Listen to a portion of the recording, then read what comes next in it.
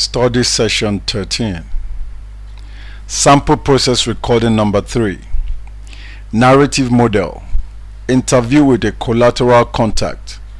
A teacher in an urban elementary school.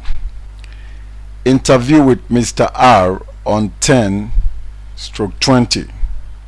The girls had all failed Mr. R's course, and also Millie's mother had received a letter concerning her daughter's behavior in his class. Mr. R met me in the general office as planned. I asked him if he was Mr. R, and I introduced myself and said I was a social work intern at the X Family Center. I did not get out much except my name, and he asked me who I was there about. I said that I worked with a group of girls who are having difficulty in elementary school, and he seemed to have several of them in his classes.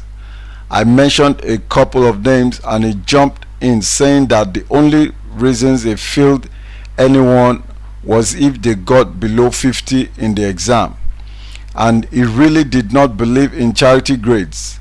His tests were so amazingly simple that anybody should be able to pass them, and he started pulling out exam papers, etc. for me to see. I said, Mr. R, you do not have to justify your grades to me, really. He said, yes, I know, and went on to do so and show me how easy his homework assignments are, and how there is no excuse for the kids not to do them, and no excuse for their failing to pass his tests. I became noisy in the office, so Mr. R and I went upstairs and he got his list. Then we went into the teacher's room to talk. I took this opportunity to start all over again. I told him where I was from and the purpose of the group. He said he had taken a course in the summer about teaching in this kind of a school, in this kind of neighborhood, and he knew there were such things as ego building, grades and tests to make a kid feel good, but he did not think it was right to give a kid a good mark when he didn't work for it. I said I could see it was a dilemma for him. Then I mentioned that Millie's mother had received a letter from him about her behavior. He said, oh yes, she is continually creating a disturbance, always talking and turning around. I finally got fed up, and when I get fed up, I send the letter home. Not that it does any good. I said that I thought Millie took the letter to heart. She was pretty upset about it and burst into tears when her mother told me about it. He seemed surprised and said that Millie was a nice girl and he liked her. Then he said that she just talked all the time. I said that she had just mentioned something about there being some conflict in the class between the black and the Hispanic girls, and I asked him if he had noticed anything. He said there was none of that in his classes, no discrimination. He would not stand for it. They knew that he treated them all alike.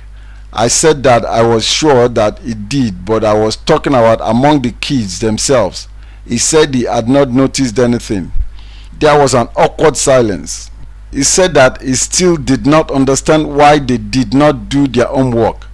It is so easy and would not take any time at all. He said Millie never did hers. I said I knew that Millie is in the middle of real family crisis at this point, and the apartment is really in confusion most of the time. He said, you mean that she could not find a quiet place for her homework for an hour? I said that it will be hard. He then said that you have to learn to concentrate some time, and that there was an afternoon study center. I added, and an afternoon play center. I guess I am saying that I think you have been asking for more self-discipline that I think a lot of kids have. Then I began to feel that I was pushing too much, and I said, I guess you are probably tired of hearing what problems the kids have at home, and that you should be more understanding. It does not make your job any easier. He said that he supposed you have to give the kids a lot of credit for coming to school at all. with all they have to contend with at home. It will be easier for them not to come at all. I said it seemed like it sometimes. I felt sort of lost at this point, but it was a less tense moment between us. I decided to end our meeting and asked if I could meet with him again next month when we both had a better sense of these girls and how we might work together to help them. He readily agreed, shook my hand, and walked me to the door, and we said goodbye. Study session summary. The meeting, as if I was going to criticize him and I had not anticipated that reaction. Then when he started to talk about this kind of school, I found myself getting angry. He is a talkative man in his late 30s and teaching her for his second year. I wouldn't be surprised if he is overwhelmed by his large class, 35 kids. I never got to my agenda to try to figure out with him why the kids might be neglecting their homework and feeling so isolated in his class, and how we might address this. End of study session 13. Thank you for listening.